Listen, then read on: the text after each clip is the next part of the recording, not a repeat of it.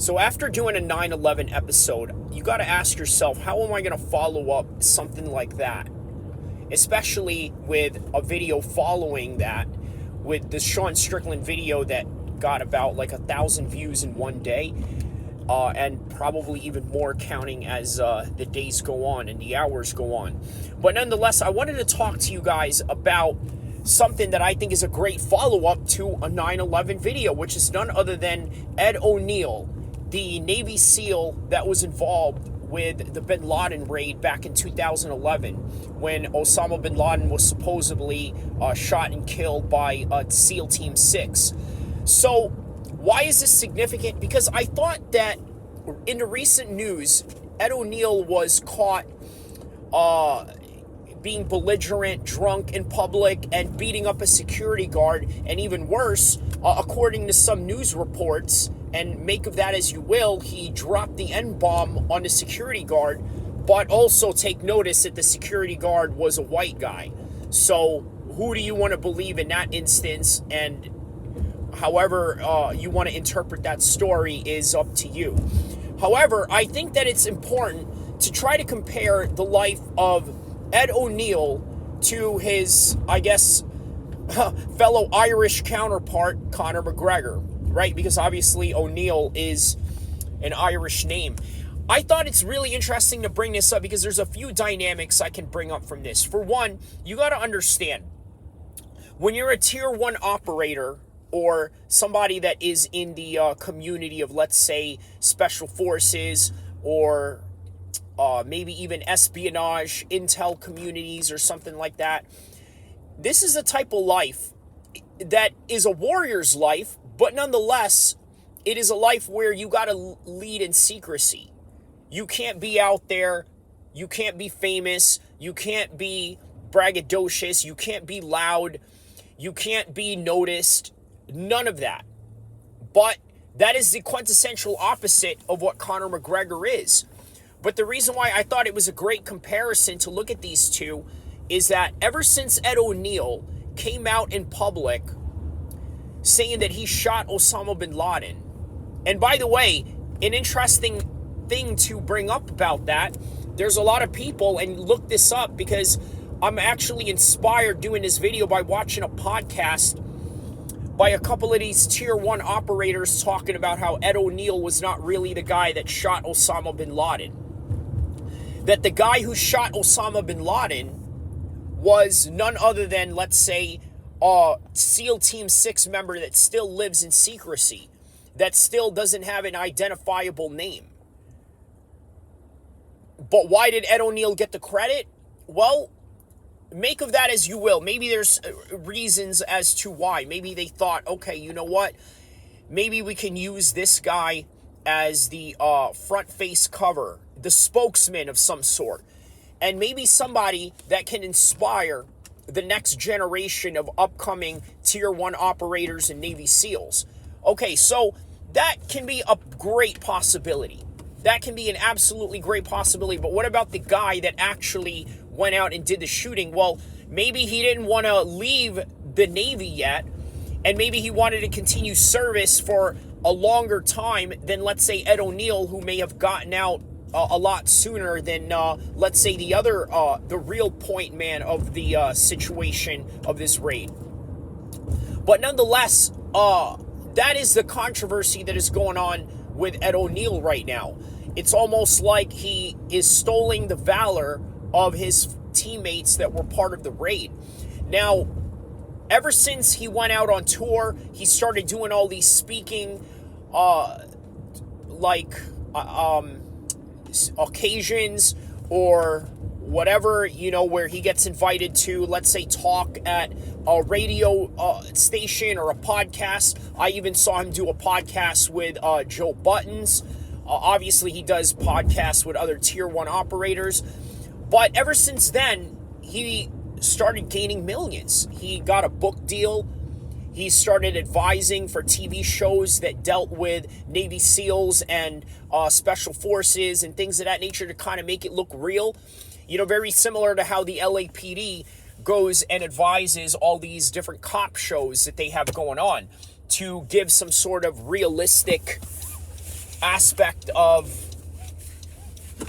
reality, rather than trying to make some kind of B-rated movie that just really doesn't look like it makes sense, right? So that's one of the advantages of having these type of guys there. Now, with Conor McGregor, ever since he became double champ, the guy was just an absolute menace of a thing, right? He started getting into fights in the pubs. Obviously, the famous scene of him punching an old man at a CCTV camera in Dublin, Ireland.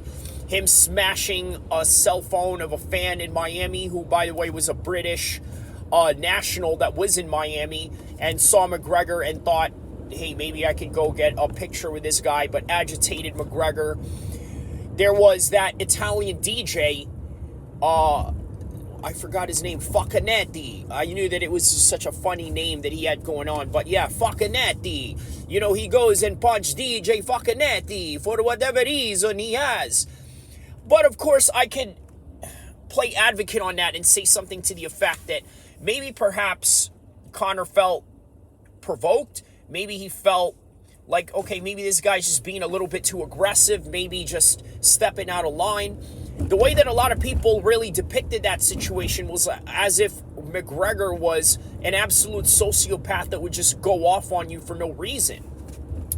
Now, there's other incidents where he threw a woman off a yacht and then, just basically she went to the Dublin police and then went to the Spanish police, and nothing came of it because, again, it's very dark and muddy in terms of what it is that you're looking for here when it comes to wrongdoing, or, was there any evidence that these things were done to any capacity, right? So make of that as you will. The point is, one of the things you got to take into consideration with Conor McGregor and Ed O'Neill is ever since they had fame, I think is when their eventual downfall and the diminishing of their old selves started happening.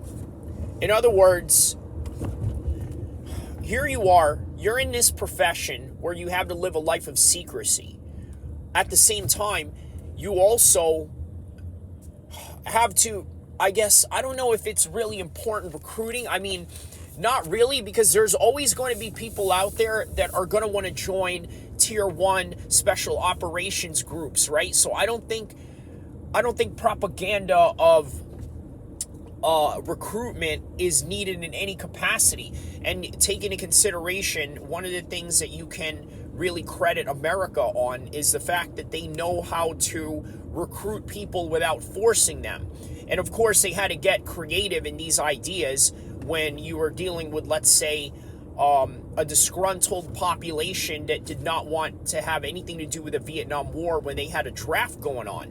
So kudos to them. They know how to get people to be motivated to be part of these tier 1 operational groups. The problem that they really have overall is trying to get people to join, let's say, conventional groups, which is really the most needed that they have to fulfill in terms of recruitment, because of the fact that there's just more people that are in those numbers. But at the same time, even with the minimum physical fitness requirements, there's just way too many people out there that are just not, how do I say this? I mean, physically fit to do so. We have a very obese population in America right now, and because of that, you're going to deal with a very difficult recruiting method in terms of qualifications, and then on top of that, you got to lower standards. So that's neither here or there.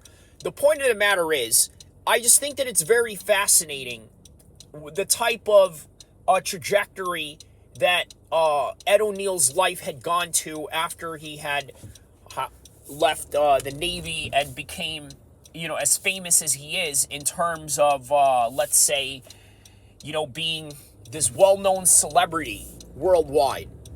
And what's interesting about this is that MMA fighters and tier 1 operators are not supposed to be famous. At least historically speaking, when I say MMA fighters are really not supposed to be famous, I'm literally saying historically speaking. Because before Conor McGregor, MMA fighters could just live a normal life, right? They didn't have to be on YouTube. They didn't have to have social media. They didn't have to create all these presence on the media sphere for them to be, I guess, considered a fighter. Or, I mean, the point of the matter is nobody fought for fame, is what I'm trying to get at with the prior to the Conor McGregor era. Nobody wanted to be famous in the MMA world. What they wanted to do in the MMA world was go in there and test themselves against some of the best martial artists in the world. And because of the fact that there was no money in it, there was no huge interest from thousands and millions of people around the world, the pursuit of it was noble. Okay? Because nowadays, if you are a mixed martial arts fighter or you are an upcoming prospect, what are some of the dreams and aspirations that you have? Well, is it to make more money? Yes. Prior to 2005, 2006, or something to that effect, where television deals really started to take off for mixed martial arts companies, that was not the mindset of many people. Their mindset was not, you know what, we're going to go out and we're going to make money. It wasn't what they wanted to do because it just wasn't available. Well, now, after Forrest Griffin and Stephan Bonnar got into that barn burner of a fight in the Ultimate Fighter series final, it put UFC on the map in ways that it never put mixed martial arts on the map ever before. And what that meant was now you're going to have more sponsorships. You're going to have Tap Out on a global scale. If you guys remember Tap Out, which was a big mixed martial arts company before all these brands started taking over as a singular force in, let's say, in commercials, right? Where you have Reebok, you had Venom, and then you only had Reebok and Venom, and that was it. They didn't allow anything else on the canvas. But back in those days, Tap Out was a very big brand, but it wasn't the only brand. There were other guys that were coming in there with shorts, such as Head Rush, Dethrone, which was very big for Conor McGregor and for Jose Aldo. Bad Boy, a very big brand for Vitor Belfort and the likes of Chris Weidman. So all these things were a reality in mixed martial arts in the mid-2000s and moving forward. Now, the art of mixed martial arts is not so much about just the art in and of itself. Now it's about notoriety. Now it's about fame. And it's not anymore about, well, this guy can beat this guy, or this guy would be a good matchup for this guy, or maybe we can get this guy to fight this guy because they got beef going on. It was more like, nah, I'm not going to fight this guy. He doesn't have the proper ranking. Because now they introduce rankings into the UFC. If you notice, it wasn't really too long ago they really started implementing rankings. Okay, prior to that, in the 2010s, in the early 2010s, there was no such thing. So there was no value that you're giving to these people. Well, how does this relate to Ed O'Neill? Well, guess what? Being a tier 1 operator, you didn't get into it just so that you can be famous or anything like that. You got into it for the simple fact that you wanted the world to be safe. You wanted to have the satisfaction of knowing that you were the guy that was behind all these things. But then, more importantly, there wasn't any of this book deal that was present or is guaranteed if you were to go into a military career. There's none of that. It's not guaranteed, and you're going to be okay with it, just like you were okay with making $100 a fight while you were fighting for scraps back in the day. This is important to know that. These are the parallels and the realities of mixed martial arts fighters and tier 1 operators. More so with MMA fighters, because guess what? As an MMA fighter, you are encouraged to be a rock star. But as a martial artist, you're not encouraged to be a rock star. And I want you to know the difference. When you're a mixed martial arts fighter, you're required to be a rock star. Why do I say that? For the simple fact that it's just good and lucrative for your brand. You're able to market yourself a whole lot better. Not only that, you're able to leverage negotiations when it comes to contract deals, when it comes to contract renewals. And then on top of that, you're able to give yourself an advantage when it comes to, let's say, closing in on commercial deals, being able to have sponsorships. That's where it's important. As a martial artist, none of that matters. So being an MMA fighter, you got to cross the lines between being an actual MMA fighter, which means, and everything that encompasses with being a business, being a brand, being a product, and as a martial artist, as just somebody that just lives the life of a warrior. Well, when you're a Navy SEAL or you're a tier 1 operator anywhere in the world, you got to understand that all you need to do is just one thing. You just need to learn to be a martial artist. Yes, when you're a tier 1 operator, in some way you are a martial artist, not a hand-to-hand martial artist, because I can tell you it doesn't translate the same, right? Like if you're a tier 1 operator and you're great at what you do, it doesn't necessarily mean that it's going to translate over to the cage or to the boxing ring or to Muay Thai competitions or anything like that.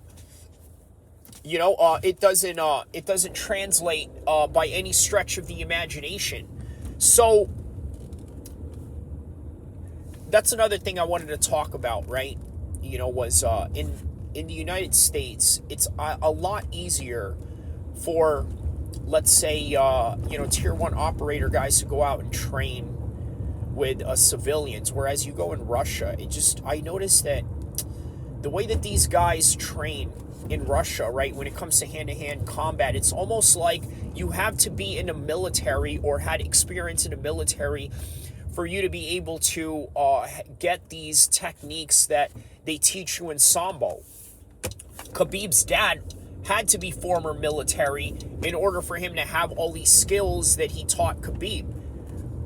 Whereas in the United States, I think that the private sectors of the martial arts business and the military are inherently separated, not within the circumference of each other's chain of command. However, at the same time, they have a very good relationship, right? Because even though the military doesn't provide good training when it comes to hand-to-hand combat, the one thing you can guarantee is that if you're living in America, you're going to find plenty of gyms that are going to teach you real good techniques, such as the Gracies, such as Greg Jackson Wink, and to just name, a whole bunch of different names just for the sake of naming names. But either way, one of the things that a lot of people have to understand is that, you can't be famous when you fight. You can't. It was great for Conor McGregor. It was great for the fact that he was able to make a lucrative endeavor out of it. But the problem is that the more famous you are, the more problems you get. The more money you have, the more problems that it brings. So